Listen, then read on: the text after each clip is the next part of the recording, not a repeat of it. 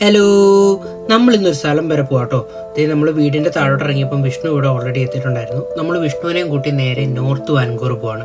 North Vancouver ഡീപ്കോ എന്ന് പറഞ്ഞൊരു സ്ഥലമുണ്ട് കേട്ടോ.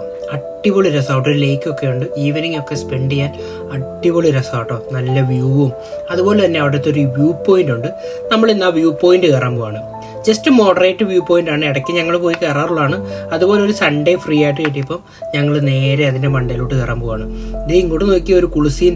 ഒരാളിവിടെ ഒടുക്കത്തെ കുളിയാട്ടോ. ആളെ എപ്പോട്ട വെള്ളം കണ്ടാലും പോകുന്ന വഴിക്ക് എല്ലാം വെള്ളത്തിൽ കുളി ഉണ്ടായിരുന്നു.